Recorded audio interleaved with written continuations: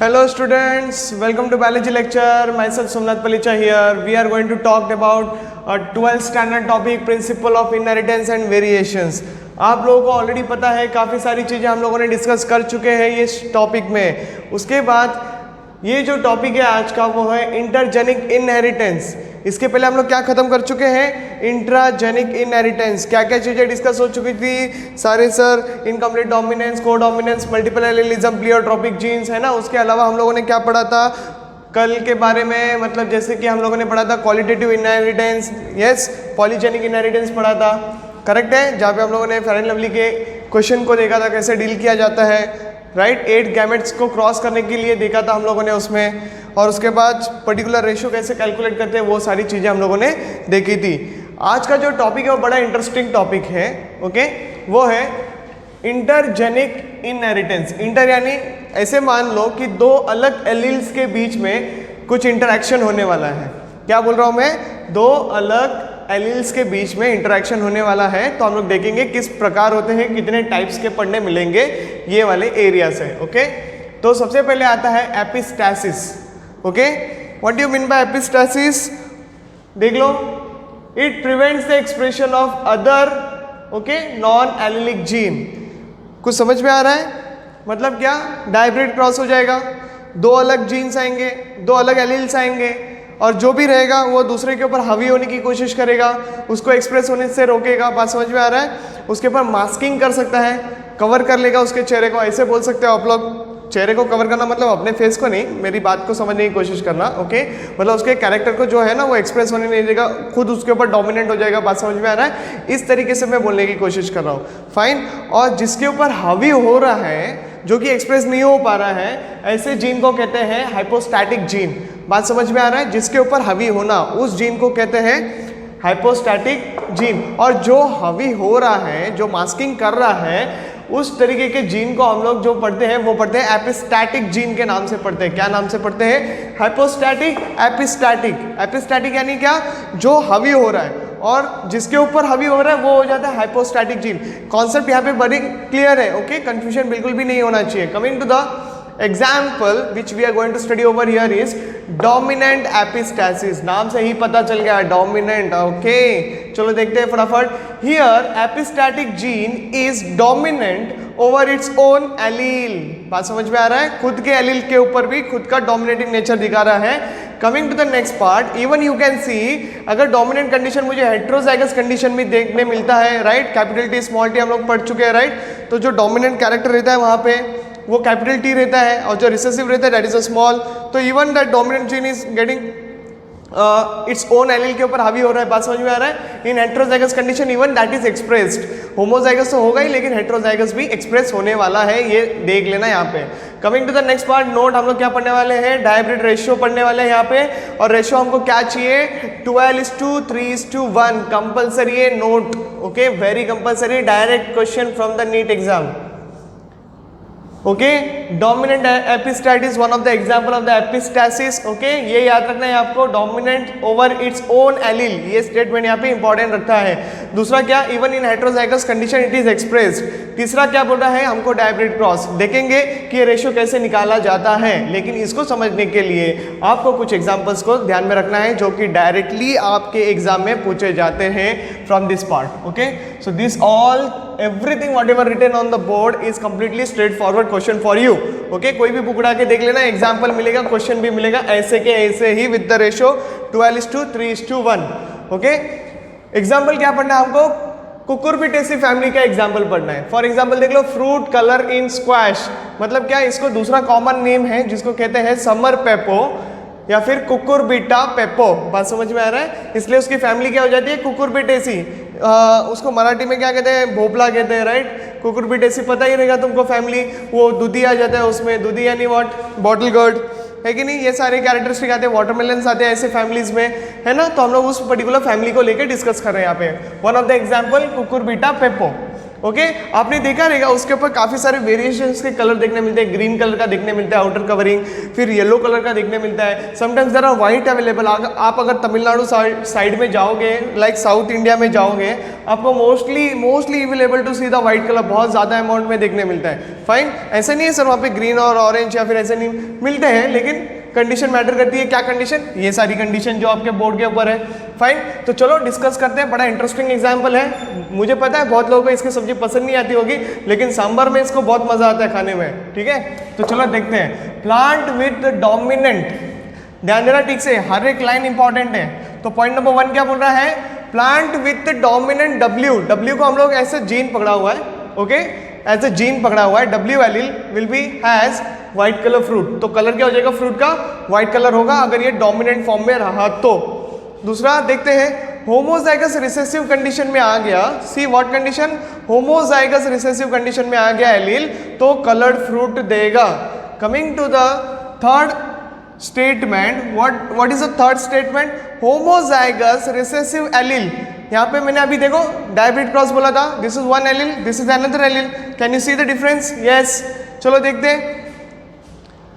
दो जीन्स के different alleles रखे हुए हैं, दिस इज वन जीन, इनके दो alleles, this is different gene, उनके एलील्स, ओके, इजी है, आप लोगों को ऑलरेडी पता है ये सारी बातें। नेक्स्ट, अगर ये देखो होमोजाइगस रिसेसिव कंडीशन में आ गया small y, we will consider as a green. You can change the alphabet, लेकिन डेफिनेशन चेंज नहीं होना चाहिए। I hope you are understanding. अगर ग्रीन है तो you can keep small g also here, no problem. उसको डिफरेंट जीन्स के alphabetically भी ऑर्डर में भी प्लेस करके तुम लोग क्रॉसिंग करवा सकते हो। मीनिंग नहीं बदलना चाहिए, मतलब क्या मीनिंग? मतलब 12:3:1 नहीं बदलना चाहिए, ओके, आपको यहाँ पे ध्यान रखना है। Coming to the fourth one, dominant y allele, okay, मतलब इसका dominant allele yellow coloured fruit देगा। क्या देगा? येलो कलर्ड फ्रूट देगा, okay. Note, W epistatic gene over this condition, मतलब W जो है वो ही एपिस्टैटिक जीन है। मैंने बोला ना, see what is the expression written over here? It prevents the expression of other non allelic gene. बात समझ में आ रहा है? तो जो हावी होता है उसको कहते हैं एपिस्टैटिक जीन, ओके, क्लियर है? चलो आगे देखते हैं क्रॉसिंग को लेके। इट्स वेरी सिंपल, ओके, ऐसे खड़ा रहना पड़ेगा एक्सप्लेन करने के लिए। देख लो, मैंने यहाँ पे क्रॉस रखा हुआ है between the white and the green, pure form में लेना ही पड़ेगा हमको, क्रॉसिंग सीखना है तो ये तो होता है parent. What is this? Parent. तुमको पता है हम लोग प्यूनेट स्क्वायर प्लॉट करना सीख चुके हैं। जब भी प्यूनेट स्क्वायर करते हैं हमको लेबल करना चाहिए पेरेंट करके। पेरेंट के गैमेट्स बनेंगे, क्या गैमेट्स होंगे देख लो, WY। फाइन, तो यही मुझे मिलेगा डायब्रिड क्रॉस से 4 मिलेंगे गैमेट्स। सिमिलरली वहाँ पे गैमेट्स कैसे लिख सकते हैं हम लोग? अगर आपको याद है तो, अगर आप लोग भूले नहीं है तो इसका गैमेट तो 4 × WY लिख सकता हूँ ना मैं, और इसके लिए क्या लिखना पड़ेगा? 4 × WY। और जब सारे क्रॉस करोगे, ये कैपिटल लिखना चाहिए, नहीं तो तुम बोलेगे सर छोटा लिखा है आपने, WY, okay, now it is fine. तो ये गैमेट्स मुझे मिलने वाले हैं, ये गैमेट प्लेस करोगे, क्रॉस करोगे, तुमको क्या कंडीशन आएगी? यही आएगी, देख लो, W capital Y small y। I hope you are getting. सारे के सारे हेट्रोजाइगस कंडीशन है, देख लो, और सारे के सारे वाइट रहेंगे, है कि नहीं? See heterozygous white colour compulsory, okay. Plant with dominant W allele white fruit, dominant W white fruit, capital Y, see capital Y yellow colour fruit आने वाला है। लेकिन अभी देखने की बात है ये वाइट कैसे हुआ, ये देख लो यहाँ पे क्या लिया है, सी किधर गया? Here the epistatic gene is dominant over its own allele, ठीक है, लेकिन effective even in the heterozygous condition. तो हेट्रोजाइगस कंडीशन है ना, क्लियर हो रहा है तुम लोगों को? अभी धीरे धीरे और बातें क्लियर होगी जैसे जैसे हम स्टेटमेंट को और इस चार्ट को कंपेयर करना सीख जाएंगे। देख लो, इनके तो गैमेट्स तुमको पता है प्लॉट करने के लिए, see capital W capital Y, capital W small y, small W capital Y, उसके बाद स्मॉल W स्मॉल y कर दिया, 2 बार लोगे ऑफस्प्रिंग, सही बात है। तो उनके ये है गैमेट्स यहाँ पे मैंने प्लेस कर दिए हैं। क्रॉसिंग करना तुम लोगों को आता है, मैं उसमें टाइम वेस्ट नहीं करने वाला हूँ। अभी देख लो, डोमिनेंट W होना चाहिए, तो ये डोमिनेंट W दिखा रहा है, ये भी डोमिनेंट W दिखा रहा है, ये भी डोमिनेंट W दिखा रहा है, और दूसरा ये भी डोमिनेंट W दिखा रहा है। डोमिनेंट डोमिनेंट डोमिनेंट डोमिनेंट, देख लो, आपके कंफर्टेबल के लिए मैंने रेड कलर में नंबरिंग रखी हुई है, किधर भी टेंशन नहीं लेना, ओके। डोमिनेंट है, होमोजाइगस है या हेट्रोजाइगस है, एक्सप्रेस होगा, ओके, एक्सप्रेस होगा दूसरे के ऊपर। देख लो, तो ये सारे क्या हो जाएंगे, वाइट। कितने वाइट हो गए, गिन लो, 1 2 3 4 5 6 7 8 9 10 11 12। Okay, so I hope you are getting the F2 generation में वाइट कितने मिले, 12 मिले। Okay, coming to the next part 3, see what is written over there. अगर ये जो है रिसेसिव हो जाएगा W, तो कलर फ्रूट मिलेगा। कलर क्या हो जाएगा, एक्सप्रेस। देख लो, Y कैपिटल Y येलो हो जाएगा। बात समझ में आ रही है? तो देख लो ना, यहाँ पे क्या लिखा है, छोटा छोटा W लिखा है, क्लियर है। सो इससे ही अंदाजा लगा लो रिसेसिव एलील है तो कौन सा फ्रूट मिलेगा, कलर्ड फ्रूट मिलेगा। कलर्ड कौन सा आएगा, जो उसके साथ जीन रहेगा। बात समझ में आ रहा है? अभी इसके साथ डोमिनेंट जीन्स है। देखो, बात समझ में आ रही है? अगर होमोजाइगस पकड़ो या हेट्रोजाइगस पकड़ो, एक्सप्रेस तो होने वाला है। बात समझ में आ रहा है? तो कलर क्या आ जाएगा, जो पर्टिकुलर कलर वाला जीन रहेगा। तो यहाँ पे येलो कलर देखने मिलेंगे। कितना रेशियो आ गया, 3 रेशियो आ गया। 3 एग्जांपल्स तुम्हारे सामने। लास्ट में क्या बचा, फाइनली एवरीथिंग इज रिसेसिव। बात खत्म। Your answer is green in colour. See, homozygous recessive allele. Clear हो गया statement, homozygous recessive allele, you are getting green color. That is only one example is there with you, and this is what the note has been confirmed. Okay, क्या बोल रहा था, ratio मिलना चाहिए dihybrid cross में 12:3:1. Are you getting 12:3:1? Yes, of course we are getting, sir. Understood? This is what the dominant allele has to be studied in this manner. Okay, one of the example from the epistasis. Okay, दूसरे case में हम लोग देखेंगे recessive epistasis. Okay, चलो मिलते हैं next lecture में। इसको फटाफट कॉपी कर लेना अच्छे से।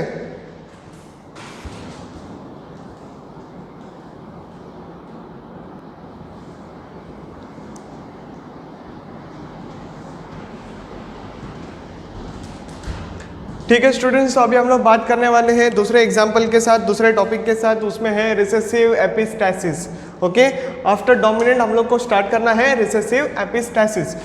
What do you mean bye recessive epistasis? देख लेना, यहाँ पे सारे रिसेसिव जीन्स जब एक्सप्रेस होते हैं, क्रॉस करवाए जाते हैं, 2 डिफरेंट वेराइटीज़ के रिसेसिव जीन्स को जब क्रॉस करते हैं तो एक अचानक सा एक सडनली वेरिएशंस देखने मिलता है। Result is something different which is not expected actually. Understanding देखेंगे, बहुत एक सिंपल सा एग्जाम्पल है हमारे पास, लैथरस ओडोरैटस। ओके, या फिर लिथायरस ओडोरैटस के नाम से पहचाना जाता है, जिसका कॉमन नेम है sweet pea. Okay, what is the common name? Sweet pea is the common name, and this study was given by the name of the scientist called Bateson and Punnett. So there are 2 scientists who has done the study over here in recessive epistasis. और तुमको याद रखना है, यहाँ पे उन्होंने 2 varieties के white flowers को क्रॉस करवा के, मतलब वाइट फ्लावर देने वाले प्लांट्स को क्रॉस करवाया टू ऑब्टेन F1 हाइब्रिड। और F1 हाइब्रिड जो निकला उसका सडनली कोई और ही फिनोटाइपिकली सिनेरियो देखने मिला। ठीक है, फिर क्या किया वो लोग ने, उसी सिनेरियो को F2 जनरेशन्स वाले हाइब्रिड्स को क्रॉस करवा के F2 जनरेशन निकाला। और उसका जो रेशियो था वो था 9:7 का रेशियो। मतलब हमको कुछ पर्पल भी देखने मिले और कुछ वाइट भी देखने मिले। कैसे देखने मिले देखेंगे हम लोग, क्रॉसिंग करेंगे तभी। फिलहाल के लिए आपको इतना समझना है, here the flower colour is purple and purple color is because of the anthocyanin pigment. Okay, due to the presence of the anthocyanin pigment. Coming to the next thing, अगर एब्सेंट रहेगा anthocyanin pigment तो but obvious सी बात है white colour आ जाएगा flower में। ठीक है, तो क्या किया था दोनों ने वाइट कलर के वेराइटीज के फ्लावर्स को क्रॉस करवाया था टू ऑब्टेन F1 हाइब्रिड। और F1 हाइब्रिड में क्या मिला, पर्पल कलर मिला।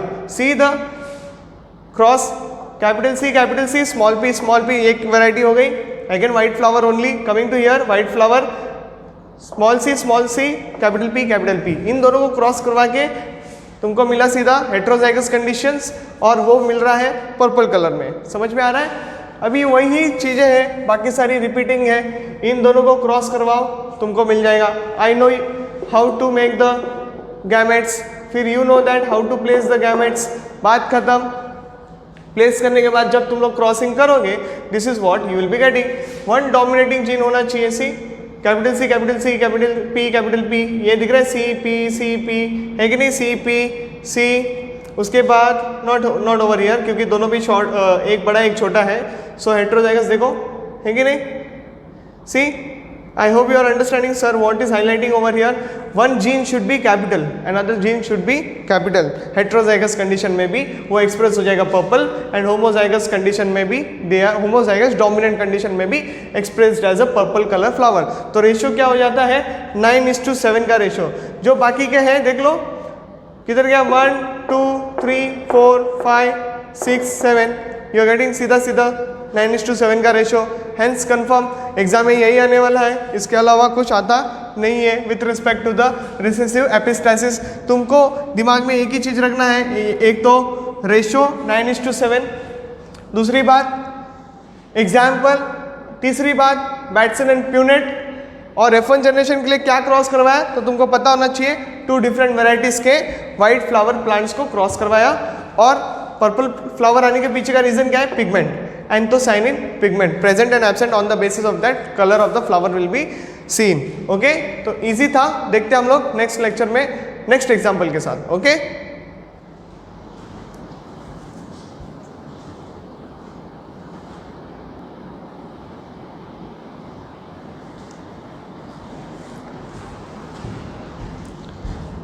हेलो स्टूडेंट्स, तो अभी बात करते हैं नेक्स्ट एग्जाम्पल को लेके जिसका नाम है रिसेसिव एपिस्टैसिस. इसी टॉपिक को लेके मैं यहाँ पे एक और टॉपिक एक्सप्लेन कर दूंगा जिसको कहते हैं सप्लीमेंट्री जीन. ठीक है, दोनों एक दूसरे से थोड़ा रिलेट करते हैं with respect to the ratio. Fine, तो कोशिश करना समझने के लिए. दोनों इंडिपेंडेंट है एक दूसरे के ऊपर, ऐसे भी बोल सकते हो. फाइन, डिपेंडेंट है ऑलमोस्ट बोल सकते हो. ठीक है, कैसे देखते हैं, पहले एक्सप्लेनेशन देख लो. रिसेसिव एपिस्टैसिस का मतलब क्या है, एग्जाम्पल यहाँ पे तो पढ़ने मिल रहा है coat colour in mice. Okay, फिलहाल के लिए इतना काफ़ी है जितना बोर्ड पे है as a exam point of view. Okay, next देख लेना. पहले मैं बता देता हूँ रिसेसिव एपिस्टैसिस का डेफिनेशन क्या होता है, जो हम लोगों ने ऑलरेडी डिस्कस कर लिया था प्रीवियस एग्जाम्पल को लेके. The epistatic gene recessive to its own allele. अगर आप लोग डोमिनेंट वाला डेफिनेशन देखोगे वहां पे क्या था, the epistatic gene dominant to its own allele था. यहाँ पे क्या है, its recessive to its own allele. ये होता है रिसेसिव एपिस्टैसिस का डेफिनेशन. अभी देखने की बात ये होती है, the epistatic gene can have it's inhibiting influence only when it is homozygous condition. Okay, when it is in the homozygous condition. अभी देखना ठीक से, यहाँ पे हमको जो रेशियो टारगेट करना है with respect to the NEET वो है F2 रेशियो, जो कि मिलना चाहिए 9:3:4 का रेशियो. सीधा रेशियो याद रख लो, एग्जांपल्स तुम्हारे दिमाग में ऑटोमेटिकली हिट हो जाएंगे. साथ में ये भी याद रखना, रिवर्स एपिस्टैसिस मतलब हम लोग एक example coat colour in the माइस जो है उसी को लेके हम लोग दूसरा सप्लीमेंट्री जीन को भी समझ सकते हैं. अभी सप्लीमेंट्री जीन जो टॉपिक निकला ही है तो इसका भी देख लेते हैं डेफिनेशन क्या है. One gene express himself, other gene without any expression. बात समझ में आ रहा है, एक जीन है जो कि एक्सप्रेस हो जाता है और दूसरा क्या होता है, बिना एक्सप्रेशन के रह जाता है. If both the genes present in dominating form, अगर दोनों डोमिनेटिंग फॉर्म में रहेंगे तो तीसरा जीनोटाइप मिलेगा जिसको कहते हैं third type of the phenotypes, not genotype. Third type of the phenotypes will be seen. Okay, लेकिन see if both genes are present in the dominant form then they gives the third type. मतलब देख लो यहाँ पे for example agouti, black and the albino. आप लोगों ने चूहे तो देखे रहेंगे राइट. माइस मतलब जो नॉर्मली हम लोग क्लिनिकल ट्रायल्स के लिए यूज़ करते हैं वो वाइट माइस होता है. ओके, जो रैंडमली आपको देखने मिलते हैं फिर वो होते हैं ग्रे, या फिर आप बोल सकते हो उसमें black. And then agouti black में जाता है, मतलब थोड़ा सा ग्रेइश टाइप भी बोल सकते हो, लेकिन एक तो ब्लैक रहता है ये और दूसरा एल्बिनो रहता है. Fine, coming to the next, coat colour in the mice वाले एग्जाम्पल की बात चल रही थी. सो देख लो, अगर डोमिनेटिंग जीन रहा तो ब्लैक कलर, छोटा रहा एल्बिनो एंड बड़ा रहा तो सप्लीमेंट्री जीन. ओके, इसलिए मैंने एग्जाम्पल उठा लिया सप्लीमेंट्री जीन यहाँ पे ताकि आप लोगों को समझ में आ जाए. अभी देख लेना यहाँ पे, this is how the black and white when cross together you will be getting heterozygous condition जिसको हम लोग कहते हैं एगाउटी. ओके, अभी देख लो, you know how to make the gametes, you know how to place the gametes, you know how to cross the gametes. अब जब पूरी चीज़ें क्रॉस कर लोगे, अभी ये जितना भी बोर्ड पे दिया है उसको डिफाइन करने के लिए लग जाओ, आपको रेशो मिल जाएगा 9:3:4 का ratio. Albino you will be getting C 1 2 3 4 4 9. ये सारे के सारे जो 9 ब्लू में लिखे हुए हैं गाउटी रहेंगे. And coming to the black already mention रखा है ब्लैक कलर्स में. Fine, see over here. Black कब मिलेगा, जब एक डोमिनेटिंग जीन उसमें से कैपिटल सी रहेगा. देख लो, capital C capital C homozygous dominant, heterozygous dominant मिल रहा है, एटलीस्ट एक जीन उसमें से डोमिनेटिंग होना चाहिए। बात समझ में आ रही है? तो ये आपको यहाँ पे देखने मिलता है, इजी है, ज़्यादा कॉम्प्लिकेटेड नहीं है। फाइन, रेशियो याद रखना है F2 जनरेशन का, वेरी इंपॉर्टेंट, 9:3:4 का mice colour, coat colour in the mice, ये आपको ध्यान रखना है। फाइन, मिलते हैं आपको नेक्स्ट लेक्चर के साथ।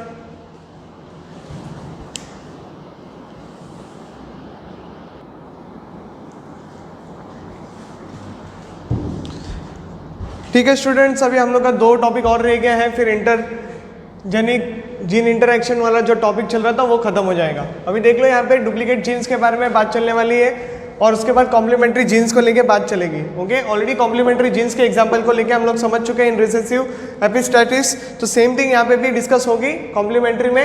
देखते हैं सबसे पहले डुप्लीकेट जीन्स को लेके। व्हेन 2 और more independent genes present on different chromosomes which determines the same or nearly same phenotypes। okay? Condition क्या बोल रहा है? जो जीन्स प्रेजेंट है 2 या 2 से ज़्यादा, वो सेम क्रोमोसोम पे प्रेजेंट है। Okay, present not on the same, sorry, different chromosomes के ऊपर प्रेजेंट है, लेकिन जो कैरेक्टरिस्टिक मिल रहा है वो सेम या फिर ऑलमोस्ट सेम फिनोटाइपिक कैरेक्टर दिखाएगा when present in the homozygous और हेट्रोजाइगस कंडीशन। एग्जाम्पल के तौर पे यहाँ पे एंडोस्पर्म कलर इन मेज दैट इज 15:1 का रेशियो मिलेगा, इतना ही आपको याद रखना है, उससे ज़्यादा याद नहीं रखना है। Coming to the next part, complementary genes, this genes are non allelic genes, मतलब डायब्रिड क्रॉस है। Okay, which independently shows a similar effect but produce a new trait when present together in dominant form, जो कि हम लोगों ने Lathyrus ओडोराइटस में देख चुके हैं। That is the example of recessive epistasis. Okay, तो यहाँ पे इंट्रा एंड इंटरजेनिक जो था हम लोग का टॉपिक वो खत्म हो चुका है।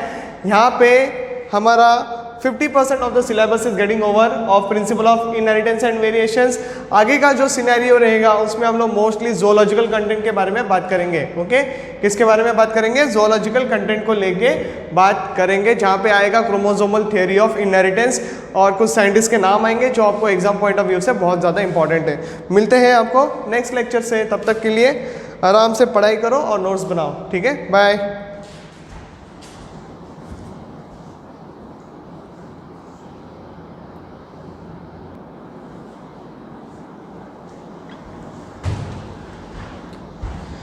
Hello students, we had entered into the new topic that is the zoological part of your principle of inheritance and variations। यहाँ पे हम लोग बात करने वाले हैं ज़्यादा करके क्रोमोसोम्स नंबर्स को लेके।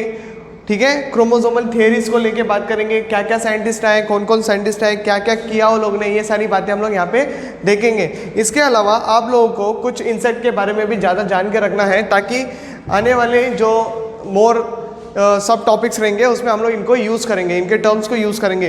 तो तुमको रीज़न पता होना चाहिए कि इसके पीछे पर्पस क्या है हम लोग को ये पर्टिकुलर इंडिविजुअल यूज़ करने के लिए। फाइन, और उसके बाद हम लोग क्रोमोसोमल से होने वाले एबनॉर्मलिटीज़ के बारे में बात करेंगे। फिर ये जो जोलॉजिकल पार्ट है यहाँ पे म्यूटेशंस को लेके अभी तक बात करना बाकी है। जैसे कि मैंने तुम लोग को एक वर्ड यूज़ करके बताया था, एक साइंटिस्ट का नाम बताया था जिसका नाम है ह्यूगो डी वेरिस, जिन्होंने म्यूटेशंस के बारे में बात किया था। राइट, तो उसमें हम लोग बात करेंगे कैसे म्यूटेशन हमारे बॉडी में होंगे। ओके, उसके थ्रू क्या क्या पॉसिबिलिटीज़ हैं। ठीक है, टाइप्स ऑफ म्यूटेशंस को पढ़ेंगे। फिर आएगा topic called as a sex determination, very important topic है ना। Who is responsible for the determining the sex of the child, all those things will be coming in this chapter. Okay, तो बहुत easy है। फिर आपको पढ़ने मिलेगा यहाँ पे पेडिग्री एनालिसिस, जो हमको जनरेशन टू जनरेशन मतलब पता करने के लिए काम आता है कि कैसे डिसीजेस एक जनरेशन से दूसरे जनरेशन में जाती है, या फिर हम लोग पॉसिबिलिटीज़ कैसे देख सकते हैं उसमें। राइट, तो ये सारी बातें हम लोग सीखेंगे और डिटेल्स में in the principle of inheritance and variation zoological part. तो सबसे पहले बात आती है क्रोमोसोमल थियरी ऑफ इनहेरिटेंस को लेके। नाम से ही पता चल गया क्रोमोसोम आने वाले हैं। ठीक है, अब Walter Sutton and Theodore Boveri, okay, very important scientist names Walter Sutton and Theodore Boveri in the year of 1902। बेटा मैंने ऑलरेडी स्टार्टिंग में भी वार्न कर दिया था, बायोटेक्नोलॉजी वाले चैप्टर, जेनेटिक्स वाले चैप्टर जो molecular genetics and principle of inheritance है, यहाँ पे तुम्हारे ईयर बेस्ड क्वेश्चंस बनते हैं। मतलब क्या, कंपलसरी आपको 1902 याद रखना बनता है। दूसरी बात जो होती है, बहुत रेयरली क्वेश्चंस आते हैं पूरे नाम को लेके साइंटिस्ट के, लेकिन पढ़ना ज़रूरी है। कोशिश पूरी यही रहनी चाहिए कि आप पूरा नाम याद रखने की कोशिश करें साइंटिस्ट का, ठीक है। नॉर्मली ऐसे भी कहते हैं Sutton and Boveri has given the chromosomal theory of inheritance, लेकिन best way that Walter Sutton and Theodore Boveri in the 1902 has given the chromosomal theory of inheritance। ऐसे याद कर लो, बेटर रहेगा, ओके, ताकि आपको आगे दिक्कत ना हो। They worked on the chromosome movement, actually वो लोग क्रोमोसोम के ऊपर ही काम कर रहे थे, और वो लोग ने कौन से पार्ट पे ज़्यादा करके काम किया, chromosome movement during the meiosis, okay. क्यों मियोसिस? क्योंकि मियोसिस के बाद ही गैमेट फॉर्मेशंस होते हैं, बात समझ में आ रहा है, और वहाँ पे हमको जो गैमेट्स बनते हैं वही आगे जाके फ्यूज होने वाले हैं, right. Male and female gametes are fuse together to form the zygotes and all, और उसी से ही थोड़ा सा वेरिएशंस वगैरह देखने मिलता है। तो मियोसिस के प्रोसेस में क्रोमोसोमल मूवमेंट्स क्या होते हैं, कैसे गैमेट्स वगैरह बनते हैं, इन सारी चीज़ों को लेकर डिस्क्राइब किया गया। फिर देखो, behaviour of the chromosome is parallel to the behaviour of the genes, this is what the thing has been noticed over here. Next, use chromosome movement to explain the Mendel's law of principle, मतलब क्या, जितने भी अभी law of dominance वगैरह हम लोगों ने पढ़े मेंडल्स के, okay, independent assortment and all those things, law of segregations पढ़ा, ठीक है। तो ये सारे जो मेंडल्स के लॉ थे उनको like with the help of the chromosomes यहाँ पे प्रूव करने की कोशिश की गई थी, राइट, जो कि ऑलमोस्ट क्लियर हो चुका था। Homologous chromosome separate during the gamete formations, you know that segregation के बारे में हम लोगों ने पढ़ा था, capital T small T get separated, okay, and forms the capital T and the small T as a gamete, बात समझ में आ रही है। होमोजाइगस डोमिनेंट कंडीशन रखा तो capital T both Ts are going to be separated, in they remain in the form of pure, right. So law of purity के नाम से भी हम लोगों ने देखा था। तो ये सारी बातें हैं जो यहाँ पे भी ऑलमोस्ट प्रूव करने की कोशिश की गई थी, क्लियर है। तो ये सारी बातें आपको यहाँ पे सीखने मिल जाएगी। उसके बाद fertilization restores the chromosome number to the diploid cells, बात समझ में आ रही है। मतलब one haploid gamete fuses with another haploid gamete, मतलब स्टेन्स के बारे में समझ लो, पॉजिटिव नेगेटिव स्टेन पकड़ लो, या फिर बोल लो सीधा सीधा एग एंड स्पर्म के फ्यूजन जो होते हैं, it leads to the new individual formation, right, which is a diploid. Again parent भी diploid, offering has to be diploid, बात समझ में आ रहा है। नॉट ओनली डिप्लॉइड, तो उन्हीं के जैसे ऑलमोस्ट कैरेक्टर्स होने चाहिए। हाँ, शक्ल सूरत थोड़ी मैच नहीं करेगी, that is a different criteria, that is a different scenario, बात करेंगे उसको भी लेके, okay. Monozygotic twins, dizygotic twins वगैरह क्या होते हैं, वो सारी बातें ऑलरेडी तुम लोगों ने कर भी ली होगी, ओके, ह्यूमन रिप्रोडक्शन वाले चैप्टर्स में। अभी यहाँ पे जो समझने की बात है वो है एक्सपेरिमेंटल वेरिफिकेशन। अभी देख लो बेटा, अगर किसी उस ज़माने में जब ये सारी बातें हो रही थी, डिस्कस हो रही थी, डिस्क्राइब हो रही थी, डिस्कवर हो रही थी, तभी किसी ने डिस्कवरी की या किसी ने शुरुआत की या किसी ने कुछ प्रेजेंट कर दिया, तो बट ऑब्वियसली उसका प्रूफ चाहिए होता है। तो एक्सपेरिमेंटल वेरिफिकेशन वेरी इंपॉर्टेंट है कि नहीं। फेयर एंड लवली की क्रीम अगर मार्केट में रहेगी तो बिना एक्सपेरिमेंटल वेरिफिकेशन के अगर यूज़ करना चालू कर दोगे तो, और बाद में मालूम पड़ा कि तुम्हारे चेहरे की वाट लग चुकी है, तो फिर तो खत्म बात है कि नहीं। तो बिना एक्सपेरिमेंटल वेरिफिकेशन के कोई भी चीज़ है ना मार्केट में आती नहीं है, बात समझ में आ रही है। चाहे वो आज के डेट का कोरोना का सिचुएशन ही ले लो, जब तक वैक्सीन बनेगी नहीं, है कि नहीं, उसका टेस्टिंग होगा नहीं, तब तक मार्केट में रिलीज होगा नहीं, बात समझ में आ रही है। The same thing clinical trials यही बोलते हैं, अनटिल अनलेस प्रूफ नहीं होता है कि हाँ ये ठीक कर सकता है, कोई भी चीज़ मार्केट में नहीं आती। तो जैसे कि देख लो यहाँ पे एक्सपेरिमेंटल वेरिफिकेशन मतलब क्या ज़रूरी था, जो भी ये चीज़ें हो रही थी क्या वो सच्ची में होती है कि नहीं होती, ये सारी चीज़ों के बारे में डिस्क्राइब करने की बात हो गई। तो देख लो, given by the Thomas Hunt Morgan, name of the scientist, very very important term, okay, आपको याद रखना कंपलसरी है। खाली थॉमस हंट मॉर्गन नहीं, तो उनके साथ काम करने वाले उनके कलीग्स, इन लोगों ने मिलकर एक्सपेरिमेंटल वेरिफिकेशन को प्रूफ किया, मतलब ये जो सारी चीज़ें हैं उसको प्रूफ किया। लेकिन इनको चाहिए क्रोमोसोम की स्टडी करना है, क्रोमोसोम तो ऐसे उठा नहीं सकते कहीं से भी, so they started using the Drosophila melanogaster, okay. लेकिन ऐसा नहीं है कि उन लोगों ने खाली ड्रोसोफिला को ही यूज़ किया। ड्रोसोफिला को क्यों यूज़ किया? क्योंकि वो अच्छा था। अच्छा था इनका मतलब क्या है? अच्छा कहने का मतलब है, अच्छा मतलब देख लो ये सारी चीज़ें होती है suitable for the genetic study. क्यों सूटेबल है जेनेटिक स्टडी करने के लिए? क्योंकि they can grow on the simple medium, है ना, न्यूट्रिएंट मीडियम प्रोवाइड कर दो, they can start growing very easily. उनकी लाइफ साइकिल 2 वीक में खत्म हो जाती है, आते हैं, खाते हैं, पीते हैं, रिप्रोड्यूस करते हैं, मर जाते हैं, बात समझ में आ रहा है। और रिप्रोड्यूस करने के बाद भी हमको प्लस पॉइंट क्या है, देव से single mating produce of many progenies, ये भी बात यहाँ पे बहुत ज़्यादा इंपॉर्टेंट है। शो हेरिडेटरी वेरिएशंस, मेल में फीमेल्स में हम लोग इजीली डिफरेंशिएट कर सकते हैं, काफ़ी सारे वेरिएशंस देखने मिलते हैं। तो ये सारी बातें हैं यहाँ पे जो हमको ड्रोसोफिला के रिस्पेक्ट में मिलती है। तो ये सारी बातें जो उनको चाहिए थी वो मिल रही थी ड्रोसोफिला में। ऐसे नहीं कि वो लोग ने खाली ड्रोसोफिला यूज़ किया रहेगा, बाकी सारे भी यूज़ किए रहेंगे, इंसेक्ट वगैरह, लेकिन हो सकता है उनको इतना अच्छा जो चाहिए था गेटअप वो नहीं मिल रहा था। तो Drosophila is the final thing where they had started working on the chromosomes, okay. ना कमिंग ईयर दो टर्म्स हैं जो आपके एनसीईआरटी के बुक में मिल जाएंगे, वो है लिंकेज एंड रिकॉम्बिनेशन। लिंकेज के बारे में मेंडल्स ने नहीं बताया था, मैं अभी भी रिपीट कर रहा हूँ ये बात, Mendel has never talked about the linkage. हाँ, वो बोल रहे थे कि कुछ ना कुछ ऐसा जरूर होता है जो ट्रांसफर होता है, ओके, जिनको उन्होंने फैक्टर नाम दे दिया था, जीन्स के नाम से वगैरह यूज कर रहे थे, लेकिन लिंकेज के बारे में मेंडल्स ने नहीं डिस्क्राइब किया था। Coming to the next part, what is the linkage means what? Physical arrangement of the genes on a chromosomes, okay? तुमको पता है what are actually nucleotides, nucleosides, ये सारी बातें तुमको आगे आने वाले चैप्टर्स में क्लियर होने ही वाली है। लाइक ATGC DNA में होते हैं, AUGC RNA में होते हैं, ये सारी बातें हैं, ओके? यही सारे कोड्स बनते हैं आगे जाके, जेनेटिक कोड्स बनते हैं, और वही कोड आपके पर्टिकुलर अमीनो एसिड्स को कोड करते हैं, और ये कोड किधर होते हैं? डीएनए के ऊपर प्रेजेंट होंगे, ठीक है? इन्हीं कोड को ध्यान में रखते हुए एमआरएनए वगैरह सिंथेसिस होगा, फिर प्रोटीन वगैरह बनेगा, ट्रांसक्रिप्शन ट्रांसलेशन वगैरह होगा। तो ये सारी बातें क्या है? वो सारी बातें डीएनए के ऊपर अरेंज्ड है। डीएनए अपने बॉडी में कितना बड़ा होता है? 2.2 मीटर लॉन्ग बड़ा होता है। तो वो अरेंज कैसे होता है? किस फॉर्म में अरेंज होता है? कंडेंस फॉर्म में अरेंज होता है कि नहीं? जब भी सेल डिवीजन वगैरह होना चाहिए तभी वो क्रोमोसोम फॉर्मेशन करता है। क्यों करता है? ताकि क्रोमोसोम्स को इजीली डिवाइड कर सके। बात समझ में आ रहा है? रेप्लिकेट करवा सके हम लोग। पहले तो देखो डीएनए रेप्लिकेशन वगैरह होगा, आप लोगों ने already cell cycle, cell division के बारे में पढ़ा ही है, राइट? मुझे ज़्यादा बताने की जरूरत नहीं है इसके बारे में। लेकिन क्रोमोसोम्स को आप तभी देख सकते हो जब भी सेल डिवीजन का समय चल रहा है, ओके? रैंडमली डीएनए देखना is not a easy thing, okay? आपको क्रोमोसोम फॉर्म में ही देखने मिलता है during the cell division time, okay? Next, जो भी उसके ऊपर मैं कोड्स के बारे में बात कर रहा हूँ, ATGC and all, they are nothing but they are physical arrangement on the right, physical arrangement of the genes on the chromosomes. ये आपको ध्यान में रखना है। एंड क्रोमोसोम डीएनए से ही फॉर्म्ड होता है with the help of the histones and all those things, okay? Next, recombination, ये एक बहुत इंपॉर्टेंट है। देखो, दो अलग चीजें जब कंबाइन नहीं होगी तो वेरिएशंस कैसे मिलेंगी? बात समझ में आ रहा है कि नहीं आ रहा है? अभी घर पे देखो ना, दाल चावल खा खा के पक गए रहेंगे रोज रोज रोज रोज, तो क्या करना पड़ता है? उनमें थोड़े से वेरिएशंस लाने पड़ते हैं ताकि हाँ, आज थोड़ा इंटरेस्टिंग लग रहा है, कुछ नया लग रहा है खाने में। बात समझ में आ रहा है? तो similarly same thing over here, recombination means what? The generation of non parental gene combinations, okay? Morgan found that genes are grouped on the same chromosome. So some genes tightly linked shows low recombination, that is 1.3%, very very important। जो tightly bound jeans होते हैं उनमें recombination की जो क्षमता होती है वो बहुत कम होती है, और कितनी कम होगी? 1.3%। Coming to the next part, the genes which are very loosely linked, उनमें वेरिएशंस आने के ज़्यादा चांसेस है, वो लोग रिकॉम्बिनेशन आराम से हो सकते हैं। टाइटली वाले में पॉसिबिलिटी नहीं है कि दो जीन्स आपस में मिक्स हो जाए, लेकिन जो लूजली होते हैं उनमें रिकॉम्बिनेशन की पॉसिबिलिटी होती है ज़्यादा, okay? So loosely arrange gene shows high recombination, that is how much? 37.2%। आपको कंपलसरी याद रखना है, नीट के क्वेश्चंस बनेंगे रिकॉम्बिनेशन के साइड से with respect to the low recombination and high recombination values. Clear हो रहा है? Loosely bound link and tightly bound link के बारे में ध्यान रखना यहाँ पे, वेरी इंपॉर्टेंट। आपको एनसीईआरटी में ऐसे के ऐसे ही लाइन्स मिलेंगे, मैंने कुछ भी चेंजेस नहीं किया है यहाँ पे।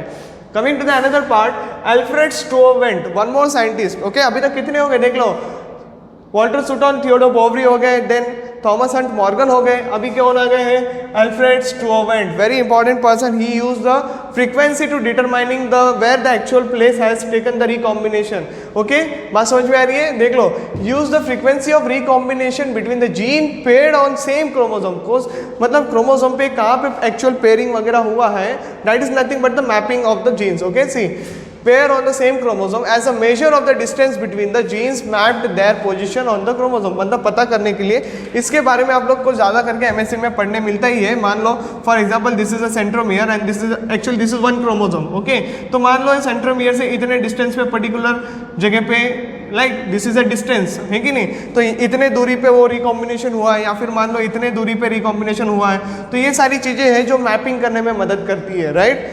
जो फ्रीक्वेंसीज होती है वो मैपिंग करने के लिए मदद करती है कि इससे पता कर सकते हैं कि कहाँ पे एक्चुअली कितने डिस्टेंस पे हमारा जीन जो है वो रिकम्बाइंड हुआ है, ओके?